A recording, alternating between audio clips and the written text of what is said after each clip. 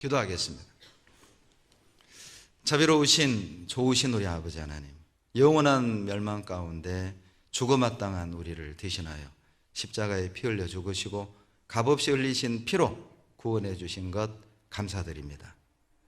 언제 주님 배울지 알지 못하나 주님 배움는 그날까지 받은 은혜를 세어보고 우리 입술에서 찬송과 감사가 그치지 않게 하시고 그 은혜를 보답하고자 하는 열정을 품을 수 있도록 자비를 베풀어 주시옵소서. 어제 오늘 이틀에 걸쳐서 바자회가 진행 중입니다. 단순히 먹고 마시는 즐거움으로 그치지 아니하고 이 바자회를 통해서 전 세계에 이뤄진 영혼들을 건지는데 귀하게 사용됨을 기억하고 많은 형제자매님들이 자원함과 기쁨으로 함께 할 수 있도록 도와주시고 또 신앙생활이 얼마나 즐거운 것인지 신앙의 맛을 느끼는 기회가 되게 도와주시며 더 많은 형제자매님들이 교회 깊숙이 교제 깊숙이 들어와서 같은 마음으로 협력하고 합심하고 희생하고 순종하는 우리의 삶이 되도록 도와주시옵소서. 이 시간 하나님의 뜻, 하나님의 영광만이 드러나고 성령께서 듣는 모든 이들의 마음을 감동, 감화, 변화시켜 주셔서 우리의 삶을 통해 하나님 영광 받으시고 주님의 나라가 확장되어 갈 수 있도록 축복해 주시옵소서. 우리를 사랑하시는 예수님 이름으로 감사하며 기도드렸습니다. 아멘. 열왕기상 14장 1절입니다. 구약 성경 539페이지 열왕기상 14장 1절 다 같이 읽겠습니다. 그때 여로보암의 아들 아비야가 병든지라. 12절 13절 같이 읽겠습니다. 너는 일어나 내 집으로 가라. 내 발이 성에 들어갈 때에 그 아이가 죽을지라. 온 이스라엘이 저를 위하여 슬퍼하며 장사하려니와 여로보암에게 속한 자는 오직 이 아이만 묘실에 들어가리니 이는 여호와의 집 가운데서 저가 이스라엘 하나님 여호와를 향하여 선한 뜻을 품었음이니라. 이 시간에는 어떻게 예배할 것인가 라는 제목을 가지고 하나님의 교훈을 함께 나눠보겠습니다. 우리가 예배하면 떠오르는 성경 구절이 요한복음 4장 24절이죠. 하나님은 영이시니 예배하는 자가 신령과 진정으로 예배할지니라. 좀 알 것 같으면서도 어려운 표현이죠. 신령과 진정으로 예배하라는 겁니다. 예배는 어떻게 드려야 되느냐? 신령과 진정으로. 영어 번역에 in spirit 이렇게 되어 있고 in truth 이렇게 되어 있습니다. 그러니까 신령은 성령이라고 보시면 되고 진정은 truth, 진리로 보시면 돼요. 그러니까 우리가 예배를 할 때는 성령을 힘입어 또 성령에 감동돼서 성령을 기쁘시게 하는 그런 자세로 예배를 드려야 되며 진정으로는 진리로 진리에 맞게 하나님의 말씀에 맞는 예배를 드려야 된다. 이렇게 이해하시면 되겠습니다. 그럼에도 불구하고 좀 어렵게 와닿을 수 있는데 좀 더 구체화시킨 예배가 무엇인가, 어떻게 예배를 드릴 것인가를 더 구체화시킨 말씀은 로마서 12장 1절이 되겠죠. 너희 몸을 하나님이 기뻐하시는 산제사로 드리라. 이는 너희의 드릴 영적 예배니라. 자, 신령과 진정으로 드리는 예배를 더 구체화시키면 로마서 12장 1절에 우리의 몸을 제사로 드리는 것, 그것이 영적 예배라는 것이죠. 영적 예배가 뭐냐? 몸을 드리는 거다. 몸을 드리는 게 뭐냐? 우리가 있는 곳마다에서 우리의 생활, 우리의 삶을 통해서 하나님을 기쁘시게 하며 하나님의 영광을 드러내는 것이 예배다라는 것입니다. 자, 교회당에 모여서 암송하고 찬양하고 성경 배우고 기도하고 오늘 이 절차를 예배라고 생각하지 말라는 것입니다. 이것은 예배의 일부일 뿐이고 구원받은 후 우리의 모든 삶이 예배의 과정 속에 있음을 기억하고, 가정에 있는 사람은 가정에서 예배를 드리고, 직장에 있는 사람은 직장에서 예배를 드리고, 학교에 있는 사람은 학교에서 예배를 드리는 거라는 거예요.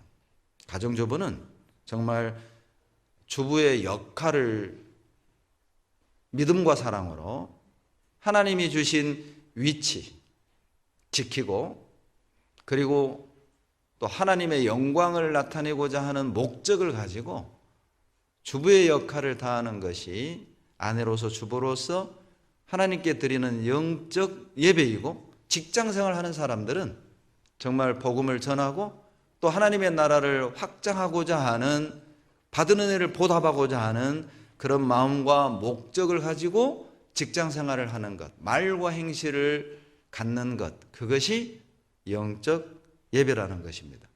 자, 로마서 12장 1절보다 좀 더 구체화시킨 영적 예배, 신령과 진정으로 드리는 예배는 무엇인가, 더 구체화시킨 예배의 내용이 있다면 그것은 아마 오늘 우리가 배우게 될 열왕기상 12장, 14장이라고 말할 수가 있어요. 12장부터 이 14장에 신령과 진정으로 드리는 예배가 어떤 것인가, 또 영적 예배는 어떻게 드리는 것인가를 더 구체화시키고 있다고 말할 수 있습니다. 그래서 오늘은 어떻게 예배를 드릴 것인가에 대해서 함께 고민하겠습니다. 1절에 보시면 그때에 이렇게 되어 있죠. 자, 그때에 여로보암의 아들 아비야가 병이 들었습니다. 자, 그때라는 언제냐? 그때라는 말은 열왕기상 12장과 13장의 사건이 있었을 때 이렇게 보시면 돼요. 그런데 그때에라는 말이 왠지 좀 분위기가 심상찮죠. 그때에 이런 일이 발생하게 되고 아비야가 병이 들게 됐다. 그러니까 아비야가 병이 든 것이 그때라고 말하는 것은 12장, 13장이 원인이 돼서 아비야는 병이 든 거다, 이런 의미를 품고 있는 거예요. 어쩌다가 여로보암 왕의 아들, 왕자죠, 아비야가 병이 들어 죽게 됐느냐? 결론은 죽었습니다. 그래서 제가 1절만 읽으려다가 12절 13절을 제가 본문으로 같이 읽은 이유는 아비야가 병들었고 고생하다가 죽었다는 것이죠. 도대체 어쩌다가 왕자 아비야는 병들어 죽게 된 거냐? 13절에 보면 이 아비야는 잘못이 없어요. 13절에 보면 아비야는 참 신앙이 올바른 사람이라는 걸 알 수가 있습니다. 13절 끝부분에 보면 여호와를 향하여 선한 뜻을 품었음이니라. 아비야는 아버지 여로보암은 우상 숭배를 하고 불순종의 길을 걸어갔지만 그 아들 아비야는 아비야하고는 달리, 부전자전이 여기서는 안 통한 겁니다. 아버지하고는 달리 하나님을 향한 선한 뜻을 품고 올바른 신앙생활을 했다는 것이죠. 그럼에도 불구하고 아비야는 병들었고 결국 죽었다는 겁니다. 그때의 말이죠. 그때라는 말은 아비야가 왜 병들었고 왜 고생을 하고 왜 죽게 되었는지 원인을 암시하고 있다고 볼 수가 있어요. 그때가 언제입니까? 12장으로 가봅시다. 열왕기상 12장 13장 때입니다. 12장, 아비야가 병들어 죽게 된 배경이 여기에 나옵니다. 25절로 27절 제가 읽어드리겠습니다. 여로보암이, 북이스라엘의 제1대 왕이죠. 여로보암이 에브라임 산지에 세겜을 건축하고 거기서 살며 또 거기서 나가서 분우엘을 건축하고 그 마음에 스스로 이르기를, 밑줄 그어 보세요. 그 마음에 스스로 이르기를, 거기만 밑줄 그으세요. 나라가 이제 다윗의 집으로 돌아가려다. 만일 이 백성이 예루살렘에 있는 여호와의 전에 제사를 드리고자 하여 올라가면 이 백성의 마음이 유다 왕 된 그 주 르호보암에게로 돌아가서 나를 죽이고 유다 왕 르호보암에게로 돌아가리로다 하고. 자, 배경을 설명드립니다. 솔로몬의 아들 르호보암의 불순종으로 이스라엘이 두 동강 납니다. 우리나라 남한, 북한 하듯이 북이스라엘과 남유다로 딱 갈라져 버려요. 그런데 북이스라엘은 10개의 지파가 한 나라를 이루고 남유다는 베냐민의 반쪽과 그리고 유다 지파가 한 나라를 이루게 돼요. 그런데 남쪽에 예루살렘이 있는 거예요. 성전이 남쪽에 있는 겁니다. 그런데 하나님이 여로보암을 북이스라엘의 왕으로 삼아줘요. 세워줍니다. 그런데 이스라엘 민족은 자, 율법에 어떤 것이 있느냐? 3가지 절기 때 예루살렘 성전에 가서 남자들이 다 모여야 됩니다. 거기서 절기를 지켜야만 하는 거예요. 그런데 여로보암이 왕이 되고 보니까 성전은 남유다에 있고, 만약에 북이스라엘의 남자들이 절기를 지키러 예루살렘에 1년에 3번씩 왕복을 해야 되는데, 예루살렘에 다녀오다가 마음이 변해가지고 반역을 하고 나를 죽이면 어떡할까 걱정이 생긴 겁니다. 그런데 26절에 그 걱정의 발원지가 뭐냐? 스스로예요. 지 혼자 그렇게 생각을 하는 겁니다. 지 혼자 이거 반역을 하고 나 죽이면 어떡하지? 이런 염려를 하는 거예요. 왜 스스로라는 말을 주님이 굳이 이 26절에 표현을 한 거냐면, 열왕기상 11장 30절로 38절에 하나님이 선지자 아이야를 통해서 여로보암에게 예언을 합니다. 하나님이 10지파를 찢어서 노로 그 10지파를 다스리게 하고 북이스라엘의 왕이 되게 하실 거다. 아이야 선지자를 통해서 주님은 약속하셨단 말이죠. 하나님이 내가 너를 왕으로 세울게 말씀하셨다면 그렇게 되는 거잖아요. 그런데 이 여로보암은 하나님의 말씀은 온데간데 없고 하나님의 약속은 온데간데 없고 눈앞에 펼쳐진 상황이 상당히 위험스럽게 보인 것이죠.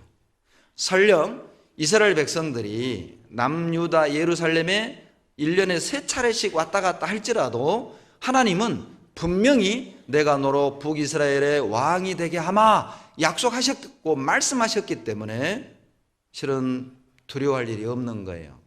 반역은 일어나지 않는 겁니다. 왜냐하면 하나님이 여로보암을 북이스라엘의 왕으로 세워줄 것을 말씀하셨고 약속하셨기 때문이죠. 그런데 여로보암은 하나님의 약속보다, 하나님의 말씀보다 자기가 처해져 있는 이 위험한 현실, 상황이 훨씬 더 크게 보였던 것이죠. 그러니까 스스로 이 말은 지 혼자 그렇게 생각하는 거예요. 지 혼자 걱정하고 지 혼자 염려하고. 여러분 혹시 이거 우리 모습 아닌가요? 하나님은 우리에게 분명히 약속하셨는데, 내가 너와 함께하리라 약속하셨는데 스스로 이 걱정 저 걱정, 밤에 잠도 못 이루고 불면의 밤을 새우고 한숨 쉬고, 이렇게 되면 어떡할까? 저렇게 되면 어떡할까? 평강이 깨지고 두려움과 염려로 사로잡혀 사는 내 모습은 없을까? 스스로 말이죠. 하나님의 말씀은 없고 하나님의 약속도 없고 그냥 스스로 내 처지가, 내 현실이 너무 답답하고 너무 두렵고 너무 염려가 돼서 여로보암처럼 더 큰 죄로 발전할 수 있다는 거예요. 여러분, 자, 그때라고 그랬잖아요. 아비야가 그때에 병들었다고 그랬죠. 자, 이 비극의 시작이 어디에서 시작이 된 겁니까? 이 하나님을 올바로 섬기고 잘 섬겼던 아비야가 왜 병들고 고생하다가 죽게 된 겁니까? 그 비극의 시작은 아버지 여로보암의 상상력에서 시작이 된 거예요. 일어나지도 않을 두려움에 대한 상상력. 나를 죽이고 반역을 하면 어떡하지? 일어나지도 않을 상상력에 의해서 넘어서는 안 될 선을 여로보암은 넘게 됩니다. 그 결과 그 아들 아비야가 병들어 죽게 된 거예요. 그때에 12장 보시죠. 12장 28절. 이제 예루살렘에 못 내려가게 해야 되겠죠. 왜냐하면 예루살렘에 왔다 갔다 하면 마음이 변해서 나를 죽일 거니까 예루살렘에 어떻게 하면 안 내려가게 할까? 그러면 예루살렘에 안 내려가고 북이스라엘에서 절기를 지키면 되잖아요. 그럼 어떻게 북이스라엘에서 절기를 지키게 할까? 이제 놀라운 방법을 고안해냅니다. 28절은 다 같이 읽겠습니다. 이에 계획하고 두 금송아지를 만들고 무리에게 말하기를 너희가 다시는 예루살렘에 올라갈 것이 없도다. 이스라엘아, 이는 너희를 애굽 땅에서 인도하여 올린 너희 신이라 하고 뭘 만들었어요? 금송아지를 두 개를 만들었어요. 그리고 하나는 29절에 보세요. 하나는 베델에 세워놓고 하나는 단에 세운 거예요. 여러분, 베델은 예루살렘으로부터 한 19km 떨어져 있는 북이스라엘의 남쪽에 있고요. 그리고 단은 최북단에 있는 도시예요. 그러니까 남쪽과 북쪽에 두 개의 금송아지 단을 딱 세우고, 자, 예루살렘까지 갈 필요 없다. 자, 이 송아지가 우리를 애굽에서 인도해낸 너희 신이다. 이 대사 어디서 들어본 대사죠? 어디서 들어본 대사 아니에요? 출애굽기에 어때요? 32장에서 모세가 시내산에 올라가 율법 10계명을 받을 때 40일 동안 안 내려오는 겁니다. 아, 모세 죽었나 보다. 그때 만든 게 금송아지였죠. 그때 이 대사가 나와요. 우리를 애굽에서 인도해낸 신이다. 과거의 버릇이 나온 겁니다. 여러분, 그래서 부모 세대에 먼저 구원받은 사람의 신앙이 중요한 거예요. 반드시 부모 세대의 신앙은 자식 때 영향을 끼칠 수 있음을 기억하셔야 돼요. 어떻게 여로보암 왕이, 하나님을 섬겼던 여로보암 왕이 어떻게 금송아지를 만들어서 우리 신이다 이렇게까지 변질될 수 있었을까요? 전력이 있었거든요. 이스라엘 역사 속에서 출애굽기 32장에서 그 조상들이 금송아지를 섬겼던 경력이 있었거든요. 전력이 있었거든요. 그렇게 하면 되겠다. 배운 겁니다. 자기 조상 세대의, 부모 세대의 잘못된 습관, 잘못된 신앙, 잘못된 모습을 배웠던 겁니다. 저렇게 해도 되나 보다.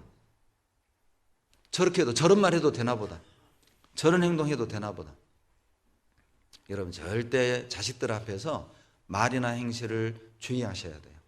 혹여 교회학교 선생님에 대한 평가를 말하는 것, 교회 일에 대해서 이러쿵저러쿵 표현하는 것, 나중된 자들이나 우리 아이들 앞에서 정말 조심하셔야 됩니다. 그 영향을 배우게 돼 있어요. 이제 교육학에서 이런 연구 결과가 있습니다. 아버지가 술주정꾼입니다. 술만 먹으면 엄마를 때리고 자식들을 때려요. 자식들은 마음에 한을 품습니다. 이런 결정을 하죠. 나는 절대 술 안 마셔. 자, 물어봅시다. 그 환경에서 자란 이 아들과 딸은 술을 마실 확률이 높아질까요? 작아질까요? 역시 분위기 파악 잘 하셔요. 예, 높아집니다. 놀랍게도 높아집니다. 그리고 무의식 중에 힘든 일이 생기면, 화가 나는 일이 생기면 무의식 중에 자기가 보았던 아버지의 모습 그대로가 나와버려요. 의식으로 무의식을 통제 못하게 되는 겁니다. 무엇을 보고 자라느냐? 중요합니다. 설령 내 아이들이 내가 죄 짓는 모습을 보지 않았다 할지라도 부모의 모습을 닮는다는 겁니다. 두려운 것 아닙니까? 여러분, 우리의 아이들이 행복하게 살기 원한다면 우리가 정말 올바른 신앙생활을 하셔야 돼요. 내 아이들이 행복하게 살기 원한다면 내가 행복하게 살아야죠. 어떤 마음으로 신앙을 하는지, 어떤 마음으로 주님과 교회를 대하는지 중요한 것입니다. 왜냐하면 내 개인의 신앙으로 끝나는 게 아니라 우리 아이들, 우리 후손, 이게 집안의 문제만 아니라 우리 교회의 문제이기도 해요. 먼저 된 형제자매들의 신앙의 모습이 나중된 우리 후배 형제자매들의 신앙에도 영향을 끼친다는 것이죠.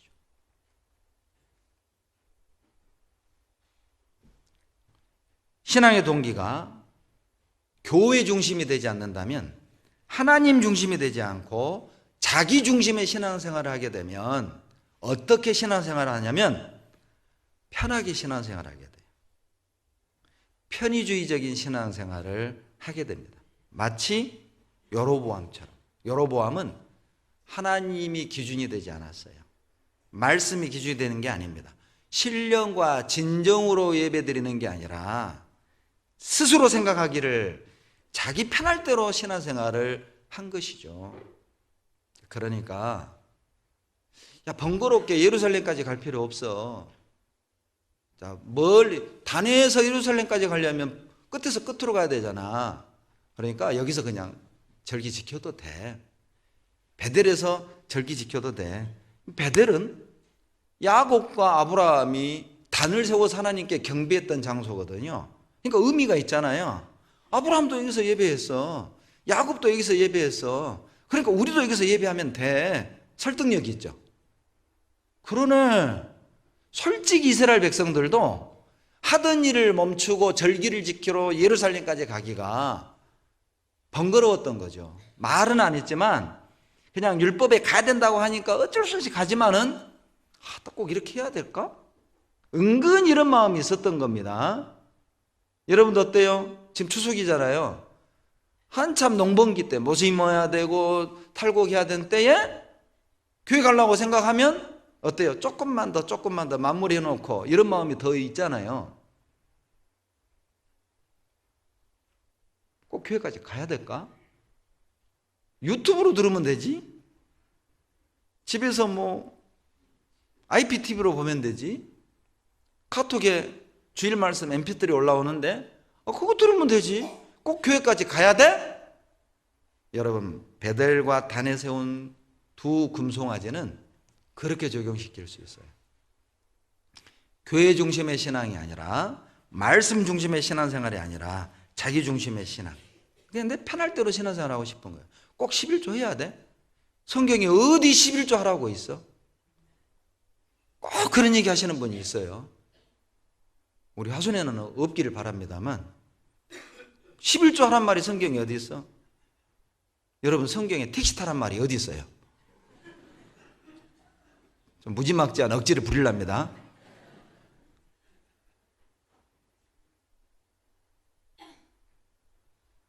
먹든지 마시든지 무엇을 하든지 다 하나님의 영광을 위하여 하라. 담배 태우지 말란 말 성경에 어디 있어?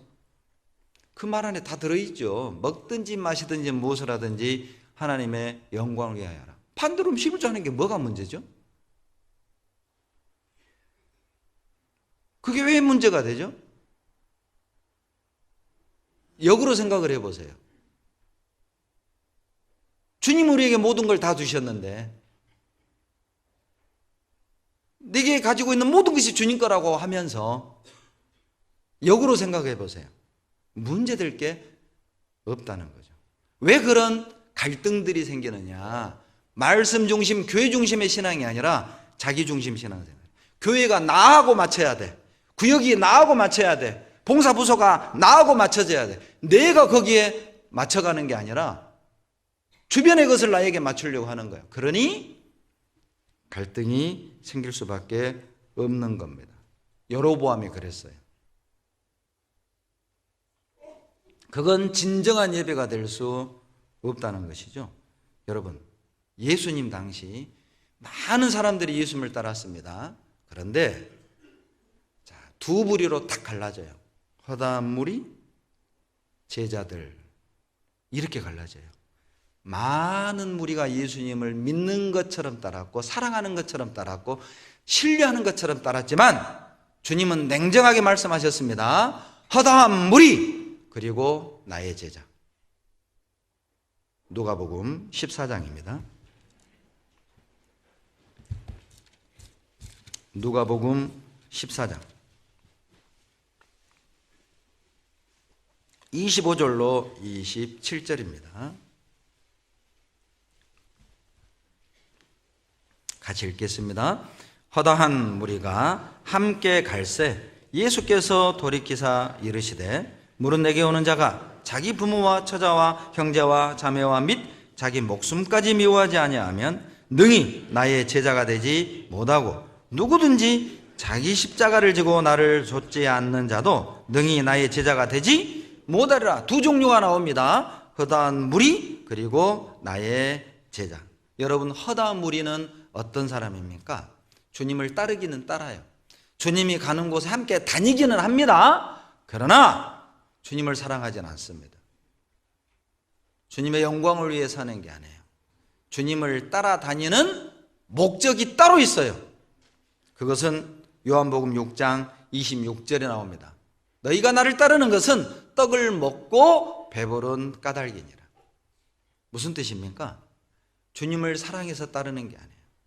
주님의 영광을 위해 따르는 게 아니라 다른 목적이 있는 것이죠. 다른 이유가 있는 거예요. 육신적인 이유가 있는 겁니다. 그것은 허다한 무리죠. 그런데 나의 제자들은 어떤 사람입니까? 자기 것을 포기한 사람입니다. 자, 물은 내게 오는 자가 부모와 처자와 형제와 자매와 및 자기 목숨까지 미워하지 아니하면, 세상에 부모를 미워하라고 하네? 아내를 미워하라고 하네? 자식을 미워하라고 하네? 여러분, 여기서 말하는 미워한다는 의미는 주님을 더 사랑한다는 뜻이에요. 두 아이가 그러잖아요. 형 동생 키울 때 동생을 더 예뻐하면 형이 시기하죠. 아버지는 나를 미워해, 뭐 이렇게. 동생을 더 사랑한 것 같으면 형은 나를 미워한다고 생각을 하죠. 여기서 말하는 미워한다는 의미가 그와 같은 거예요. 주님을 더 사랑하지 않는 자는 허다한 무리예요. 무엇보다도 주님을 사랑하는 자들이 제자이며, 주님을 사랑하기 때문에 27절에 십자가를 지고 가는 겁니다. 우리 모두가 자기 십자가가 있잖아요. 어떤 사람은 남편이 십자가, 자식이 십자가, 부모가 십자가, 이 육신이 십자가, 질병이 십자가, 돈이 십자가, 십자가가 있죠. 주님을 사랑하기 때문에 그 십자가가 무겁지만, 피하고 싶지만 지고 주님을 따르는 거예요. 그 사람이 제자입니다. 자기 것을 주님께 희생하여 드리는 거죠. 자, 그러면 우리 스스로를 돌아봅시다. 나는 허다한 무리에 속한 사람입니까? 아니면 제자입니까? 그냥 따르는 무리입니까? 아니면 나는 희생하고 헌신하고 주님께 드리는 제자입니까? 혹 너희가 나를 따르는 것은 떡을 먹고 배부른 까닭이라. 요한복음 6장 26절의 주님의 책망처럼 사랑하기 때문이 아니라, 주님의 은혜 때문이 아니라, 사랑에 끌려가는 것이 아니라, 교회 나오면 남편이 좀 바뀌고, 남편이 바뀌면 술 끊고 담배 끊고 나한테 더 잘할 것이고, 애들이 교회 다니면은 뭐 공부도 할 것이고 속 안 썩일 것이고, 그것도 좋지만 그게 우선이라면 여러분 허다한 무리 속에 속한 거예요. 자, 내가 주님을 따르는 동기는 무엇입니까? 나는 왜 이 자리에 있는 겁니까? 나는 왜 주님을 따르는 것입니까? 허다한 무리인가요? 아니면 제자인가요? 하나님은 이스라엘 백성이 광야를 헤맬 때 이미 명령하셨습니다. 아무 데서 제사 지내지 마라. 특정한 장소를 정해 주셨습니다. 예배 드릴 수 있는 장소를 정해 주셨어요. 신명기 12장을 찾겠습니다. 신명기 12장 13절로 14절.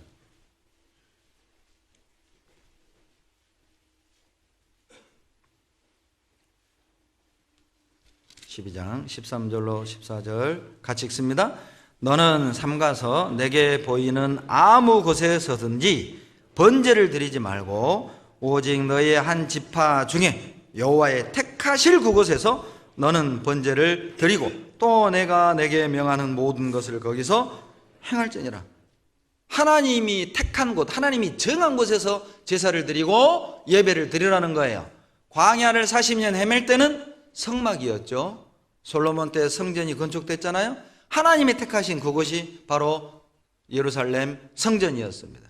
아무 데서나 제사를 드릴 수 있는 게 아니에요. 여러분, 오늘날 예루살렘 성전은 무너지고 없습니다. 우리에게 오늘날 성전은 무엇입니까?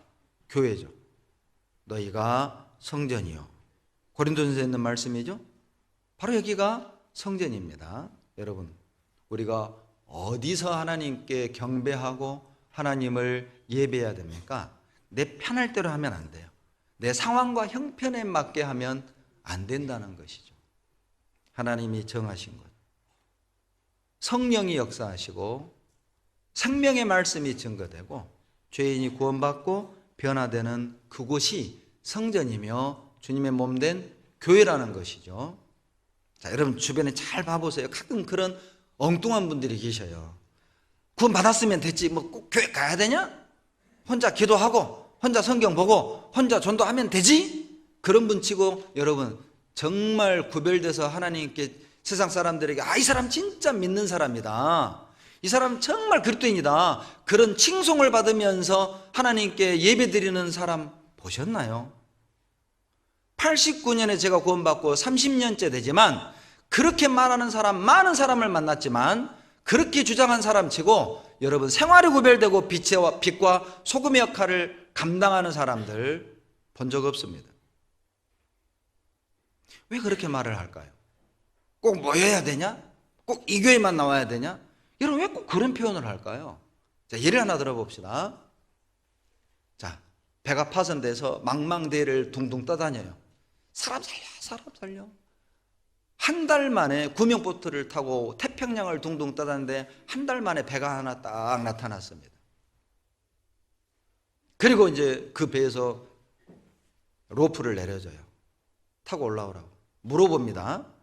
한 달 동안 망망대해를 떠다니고 구조를 기다렸던 이 사람이 물어봐요. 건져주는 저 선원에게 이 배는 어느 나라 배입니까?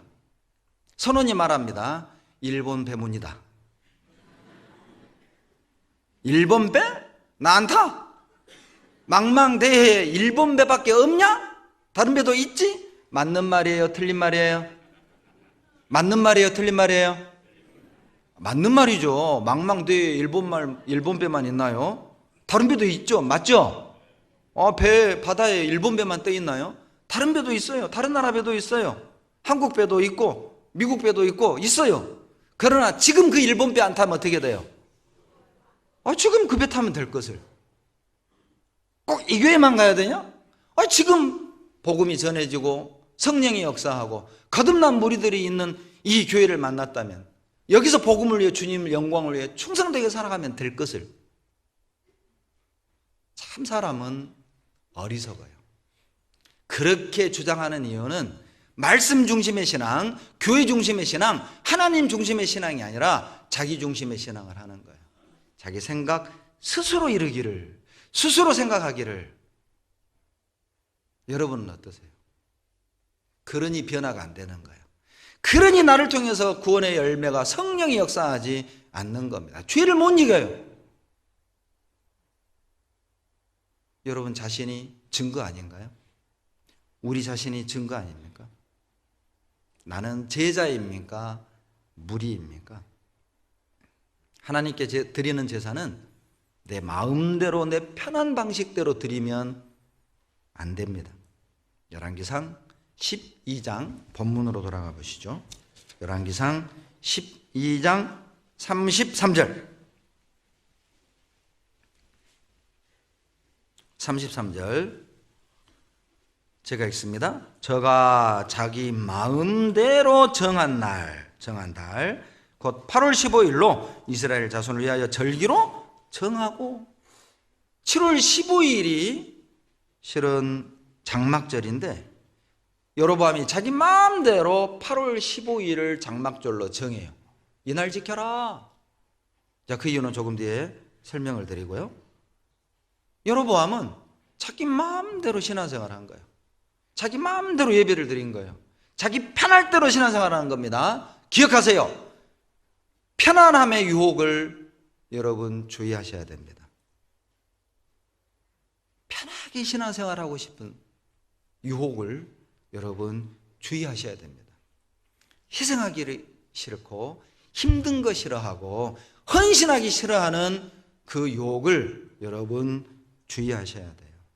사무엘하 6장 3절에 빼앗긴 지 70여 년 만에 아비나답의 집에 있는 언약궤를 이제 여호와의 장막으로 옮기려 할 때 아비나답의 두 아들 우사와 아효가 새 수레를 만들어서 거기에 언약궤를 올립니다.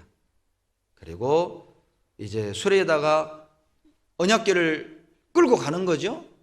그런데 이게 이제 길이 울퉁불퉁하니까 톡 튄 거죠. 튀니까 언약궤가 자빠지려는 거예요. 언약궤를 탁 잡은 겁니다. 그 자리에서 죽었어요. 여러분, 언약궤는 수레에 싣고 가는 게 아니에요. 출애굽기 25장 14절에 메고 가라고 돼 있어요. 언약궤는 끌고 가는 게 아니라 제사장들이 메고 가야 되는 거예요. 그냥 편하게, 그냥 새 수레 얼마나 좋게 만들었겠어요. 하나님의 언약궤를 메고 갈 수레니까 아마 최고급 재질, 최고급 수레를 만들었겠죠? 그래도 그건 헛된 열심이에요. 새 수레는 잘못된 열심의 상징입니다. 자기 생각의 상징, 새 수레인 거예요. 주님의 일은 편할 대로 하면 안 되는 거예요. 주님의 일은 자기 생각대로 하면 안 되는 거예요. 여러분 생각해 보세요. 혹시 이제까지 신앙생활 그렇게 하진 않았습니까? 뭔가 희생하는 게 싫어서 꼭 우리가 해야 돼요? 지금 해야 돼요? 내년에는 우리 계단 청소 좀 다른 구역으로 바꿔줬으면, 로비 청소 그 다른 구역으로 좀 바꿔줬으면. 제가 볼 땐 가장 힘든 청소 부서 구역이 계단하고 그리고 로비인 것 같아요. 가장 눈에 띄고 가장 사람 손이 타는 곳이죠. 그 제가 가장 많이 지적하는 장소이기도 하고요. 그런 마음이 우리도 있을 수 있죠. 신앙생활은 편하게 하는 것이 아닙니다. 사탄은 항상 편한 것, 급한 것을 틈타 우리를 무너뜨려요. 기억하십시오. 여로보암이 예배를 안 드리는 게 아닙니다. 예배 드려라. 그런데 베델과 단에서 드려라. 무슨 뜻인지 아시겠죠? 예배를 안 드리는 것이 문제가 아니에요. 예배를 드리긴 드리되 자기 방식대로, 자기 생각대로, 편할 대로 예배 드리는 것이 문제라는 겁니다. 내가 드리는 예배는 자, 어때요? 말씀에 맞는 예배인가요? 성령의 감동에 의한 예배인가요? 하나님이 기쁘시게 받을 만한 예배입니까? 내 삶이. 예배를 안 드리는 게 문제가 아니에요. 자기 방식대로, 자기 생각대로 잘못된 예배가 문제라는 것이죠. 열왕기상 12장 31절입니다. 다 같이 31절 읽겠습니다. 저가 또 산당들을 짓고 레위 자손 아닌 보통 백성으로 제사장을 삼고, 제사장, 레위 지파 속에서 제사장이 나와야 되잖아요. 그런데 레위 지파가 아닌 보통 사람들을 제사장으로 삼은 거예요. 왜 이런 발상을 해냈을까요? 왜 이런 성경적이지 않은 위험한 생각을 했을까요? 아마 분명 이랬을 겁니다. 단과 베델의 금송아지를 만들어 섬기자고 할 때 여러분, 레위지파 제사장들이 동조할까요? 인정할까요? 동의할까요? 아니거든요. 왕이시여, 그렇게 하면 안 됩니다. 율법에 예루살렘으로 하라고 되어 있습니다. 반대할 게 뻔하거든요. 그러니까 자기 의견을 반대할 사람들을 다 쳐버리고, 율법을 잘 모르는 사람들, 자기가 하자는 대로 따라올 사람들, 그 사람들을 제사장으로, 제사장 하고 싶은 사람 저요? 제사장 되는 겁니다. 그 말입니다. 원하는 사람들이 제사장이 되도록, 자기 생각대로. 아주 위험한 생각을 한 것이죠.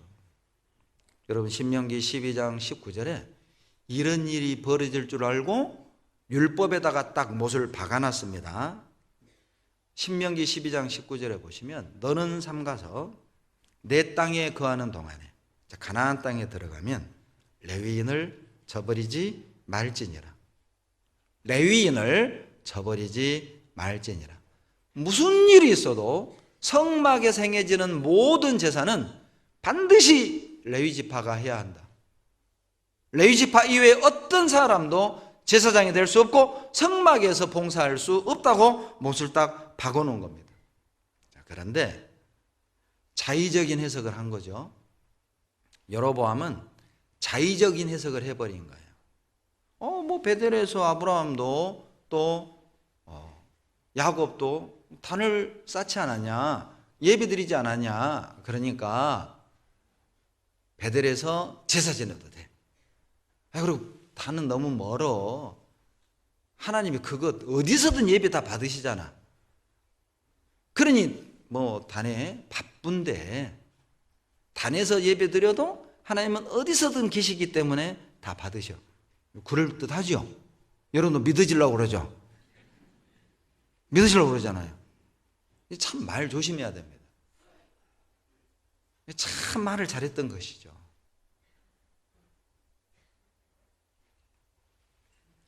하나님이 정한 선을 넘어가서는 안 됩니다. 여러분, 성경이 말하는 죄의 개념 중에 하나가 뭐냐면 선을 넘다라는 뜻이 있어요. 그게 죄입니다. 사람 죽이고 간음하고 살인하고 도적질하고 우리는 죄하면 그런 개념으로만 생각을 하는데 선을 넘는 것이 죄라니까요. 하나님이 정한 선을 넘는 것이 여러분 죄입니다. 교회 안에도 하나님이 얼마나 많은 질서와 선을 그어놨습니까? 그런데 우리는 두려움 없이 그 선을 번쩍번쩍 뛰어넘는 말들을 토해내요. 교회가, 부역장이, 임원들이 이래야지 말이야. 우리는 너무 쉽게 선을 껑충껑충 뛰어넘는 말들을 쉽게 토해냅니다. 하나님이 정한 선을 넘는 건 위험한 일입니다. 그런데 우리가 하나님께 예배를 드릴 때 주의해야 될 것이 하나 있는데 바로 비슷한 것입니다. 여러분, 비슷한 것 조심하십시오. 비슷하지만 진짜는 아닙니다. 비슷할 뿐이죠. 열왕기상 12장 32절 다 같이 읽겠습니다. 8월 곧 그달 15일로 절기를 정하여 유다의 절기와 비슷하게 하고 단에 올라가되 베델에서 그와 같이 행하여 그 만든 송아지에게 제사를 드렸으니 그 지은 산당의 제사장은 베델에서 세웠더라. 32절에 보시죠. 유다의 절기와 어떻게 만들었어요? 비슷하게. 남유다의 절기, 율법에 정해져 있는 장막절은 7월 15일입니다. 왜냐하면 남유다는 남쪽이기 때문에 그 즈음에 추수가 끝나요. 그런데 북이스라엘은 실은 그때쯤에도 북쪽이기 때문에 이제 추수가 진행 중인 곳도 있습니다. 그러니까 이제 북쪽에 있는 사람들은 추수하다가 말고 예루살렘까지 내려가는 것이 상당히 시험이 들었을 거예요. 이렇게까지 해야 되나? 꼭 이렇게 예루살렘까지 가야 되나? 아마 이런 마음이 있었을 거라고요. 또 누군가가 투덜거렸을 것이고 여로보암은 그 얘기를 들었겠죠. 이게 딱 맞아떨어지는 거예요. 수요와 공급이 맞아떨어진 겁니다. 여로보암의 두려움과 백성들의 불평이 딱 맞아떨어진 거죠. 같은 마음으로 죄를 범하게 된 겁니다. 8월 15일 날 장막절 지켜도 돼? 왜? 우리는 이때 추수가 끝나잖아. 비슷하게 하나를 만들어 낸 것이죠. 여러분, 사이비는 완전히 다른 게 아닙니다. 사이비는 99%가 같아요. 그런데 가장 중요한 1%가 비슷하게 다릅니다. 비슷해도 진짜는 아닙니다. 비슷해도 진리는 아닙니다. 비슷해도 하나님이 받으시는 예배는 아니라는 것이죠. 거룩하게 가운을 입고 설교를 하고 찬송을 하고 헌금을 하고 비슷하게 보일 수는 있지만, 그러나 내 마음은 진짜인가?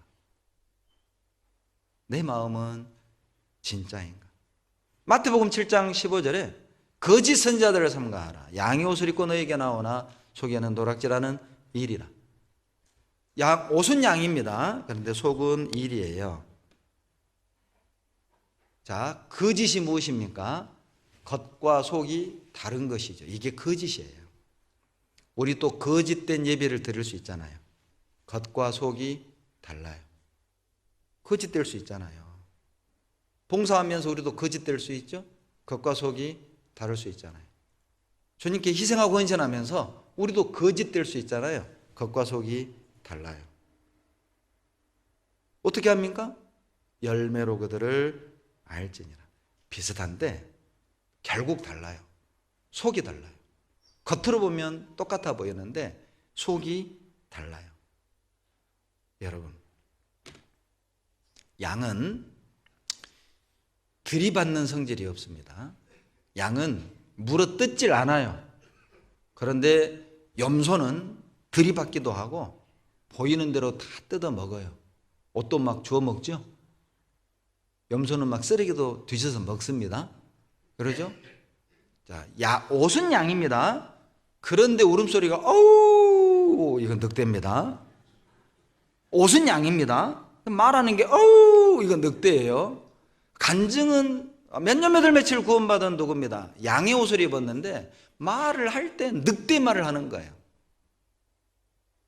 어떤 형제가 어떻고 어떤 자매가 어떻고 그 늑대 말이거든요. 그게 어우 이거거든요. 양은 어우 안 합니다. 험담하고 이간질하고 비난하고 판단하고 정죄하고 그게 늑대 소리거든요. 그게 늑대거든요. 양의 옷을 입었는데 어우 늑대입니다.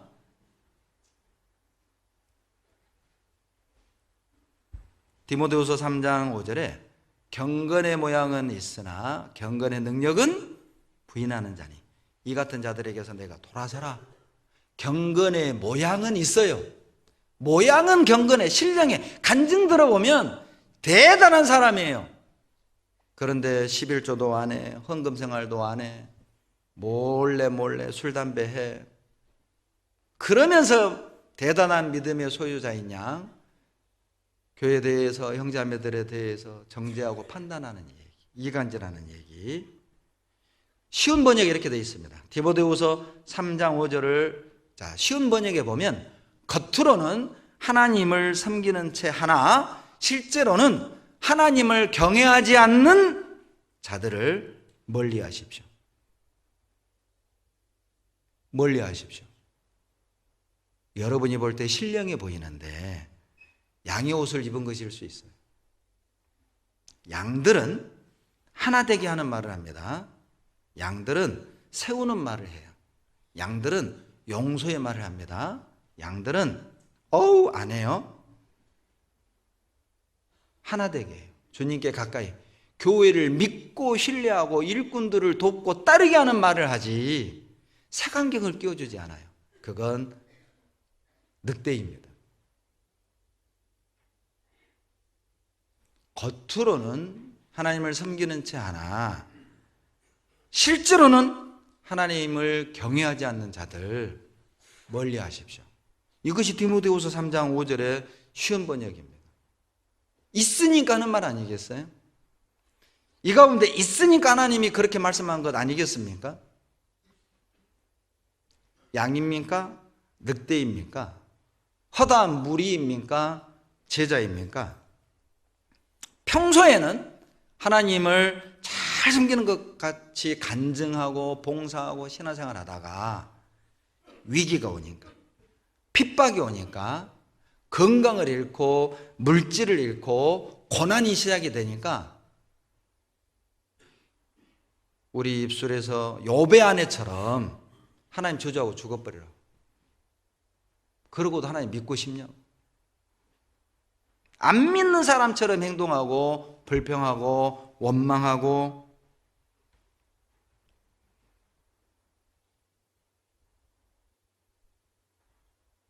남을 비난한다면 경건의 모양은 있는데 실제로는 하나님을 섬기지 않는 사람일 수 있습니다. 여러분 심각하게 돌아보셔야 됩니다.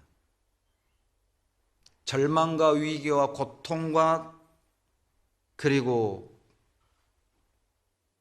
폭풍을 대하는 나의 태도를 보면 내 믿음이 진짜인지 가짜인지를 확인할 수가 있어요. 진정한 신앙은 흉내내는 것이 아닙니다. 진정한 신앙은 말씀을 흉내내는 게 아니라 진정한 신앙은 말씀대로 사는 것입니다. 두려워 말라 하셨다면 두려워하지 않는 것입니다. 염려하지 말라 하셨다면 염려하지 않는 겁니다. 내가 너와 함께하리라 하셨다면 그 말씀을 끝까지 붙드는 것이죠. 그냥 흉내내는 게 아니야. 그냥 간증할 때만 하나님 은혜로 내가 삽니다. 하나님이 나 구원해 주셨습니다. 말로만 그렇게 하는 게 아니라 실제 그분을 위해 내 삶을 드리는 거예요. 욥처럼 주시는 분도 하나님이고 취하시는 분도 하나님입니다. 건강을 주실 수도 있고 뺏어갈 수도 있죠. 물질을 주실 수도 있고 뺏어갈 수도 있죠. 사랑하는 가족을 주실 수도 있고 뺏어갈 수도 있잖아요. 어떤 상황에서도 입으로 범죄하지 않는 것. 그것이 믿음 아닐까요? 그것이 예배가 아닐까요? 내가 원하는 환경과 조건이 갖춰졌을 때만 찬양하는 게 아니라 다윗처럼 억울한 누명을 쓰고 모든 것을 다 잃어버렸을 때도 시편, 시를 노래할 수 있다면, 찬양을 할 수 있다면 그것이 진정한 예배가 아닐까요? 조건적 예배는 예배가 아닙니다. 어떻게 우리가 하나님을 예배해야 될까요? 신용만 하는 게 아니라 그렇게 사는 겁니다. 실제 그렇게 우리가 예배를 드리는 것이죠. 무늬만 신앙이 아니라.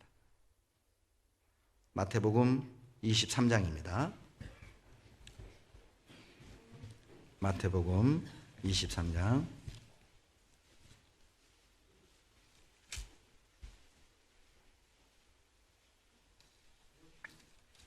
1절로 7절. 이에 예수께서 무리와 제자들에게 말씀하여 가라사대 서기관들과 바리새인들이 모세의 자리에 앉았으니 3절은 4절까지 3절만 같이 읽죠. 그러므로 무엇이든지 저희의 말하는 바는 행하고 지키되 저희의 하는 행위는 본받지 말라. 저희는 말만 하고 행치 아니하니라. 이게 가짜의 모습입니다. 여러분, 진짜와 가짜를 구분할 수 있는 방법이 마태복음 23장인데 가짜의 모습은 어떻습니까? 말만 하고 행치는 않아요. 간증은 신령한데 삶은 그렇지 않습니다. 말과 행동이 다른 거죠. 가짜의 모습이 4절에 나오죠. 무거운 짐을 묶어 사람의 어깨에 지우되 형제자매를 힘들게 하고 형제자매를 고통스럽게 하고 형제자매들의 신앙을 잡아뜨리고 무너뜨리고 이간질하고 가짜입니다. 무거운 짐을 어깨에 지우는 거예요. 이것이 가짜의 모습이죠. 그리고요 5절 저희 모든 행위를 사람에게 보이고자 하여 하나니 곧 그 차는 경문을 넓게 하며 옷수를 크게 하고 잔치의 상석과 회당의 상자와 시장에서 문안받는 것과 사람에게 랍비나 칭함받는 것을 좋아하느니라. 가짜의 모습이죠. 자기를 드러내길 원해요. 교회가 유익이 되고 교회가 성장하고 많은 형제자매들이 유익을 얻으면 그걸로 된 거잖아요. 내 의견이 반영이 되든 안 되든 내 뜻대로 되든 안 되든 그게 중요한 게 아니라 내 생각과 내 방법에 안 맞지만은 교회 형제자매들이 유익이 됐고 교회가 성장하는 데 도움이 됐다면 우리는 그걸로 족하는 것이죠. 가짜는 자기 뜻대로 돼야 돼요. 자기 생각대로 돼야 되고 상석에 앉아야 되고 문안을 받아야 되고 랍비라 칭함을 받아야 돼. 내가 항상 드러나야 돼. 내 이름이 드러나야 돼. 내 덕에 구원받았고 내 도움을 받았고 내가 그렇게 했고. 자기가 드러나지 않으면 서운한 거예요. 서운해. 왜 나를 교육장, 조장, 봉사회장단, 어머니회장단, 부서장 이 자리에서 왜 나를 옮기지? 그게 상석이잖아요. 여러분 가짜입니다. 가짜는 내가 상석에 앉아야 돼. 그 가짜입니다. 내가 했다는 걸 드러내야 돼. 그 가짜입니다. 27절 보시죠. 27절로 28절입니다. 같이 읽겠습니다. 화 있을지인저 외식하는 서기관들과 바리새인들이여 회칠한 무덤 같으니 겉으로는 아름답게 보이나 그 안에는 죽은 사람의 뼈와 모든 더러운 것이 가득하도다. 이와 같이 너희도 겉으로는 사람에게 옳게 보이되 안으로는 외식과 불법이 가득하도다. 이게 가짜의 모습이 나오죠. 겉과 속이 다른 거예요. 겉으로는 깨끗하죠. 아름답게 보입니다. 그런데 안에는 외식과 불법이 가득한 거예요. 겉으로는 깨끗하고 아름다운데 속에는 외식과 불법, 진실되지 않고 정직하지 않고 신앙의 동기가 주님과 하나님의 영광이 아닌 거예요.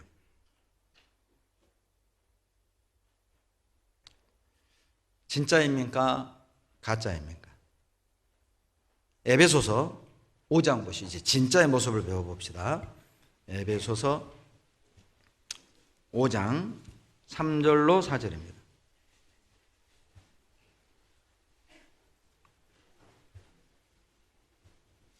에베소서 5장 3절로 4절 같이 읽겠습니다. 음행과 온갖 더러운 것과 탐욕은 너희 중에서 그 이름이라도 부르지 말라. 이는 성도의 마땅한 바니라. 노추함과 어리석은 말이나 희롱의 말이 마땅치 아니하니 돌이켜 감사하는 말을 하라. 진짜의 모습이 나오죠. 여러분, 지금 이 3절 4절은 대부분 다 말에 관한 말씀이잖아요. 노추한 말 하지 마라, 어리석은 말 하지 마라, 희롱의 말 하지 마라, 감사하는 말을 해라. 이것이 3절 끝에 성도의 마땅한 바니라. 무슨 뜻이죠? 성도는, 진짜는 말이 달라요. 진짜는 말부터 달라요. 진짜는 말이죠. 더러운 말 안 합니다. 천하고 속된 말이죠. 진짜는 어리석은 말 안 해요. 덕이 안 되고 유익이 안 되는 말은 안 해요. 덕이 안 돼. 내가 이 말을 저 형제한테 옮겨. 누가 그랬대? 이렇게 했대.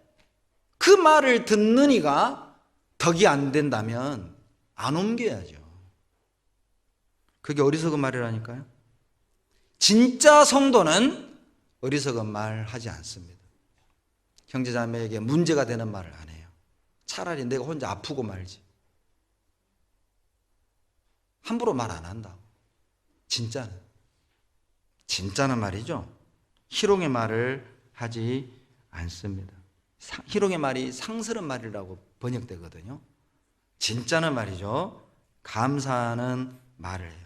듣는 이들을 즐겁게 하는 말, 듣는 이들을 얼굴을 밝게 해주는 말, 듣는 이들이 마음이 편안해지는 말.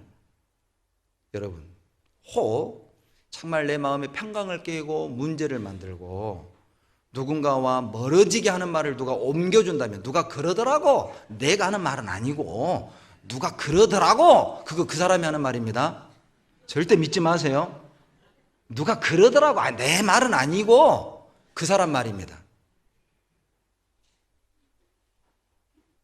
그런 분 가까이 하지 마세요.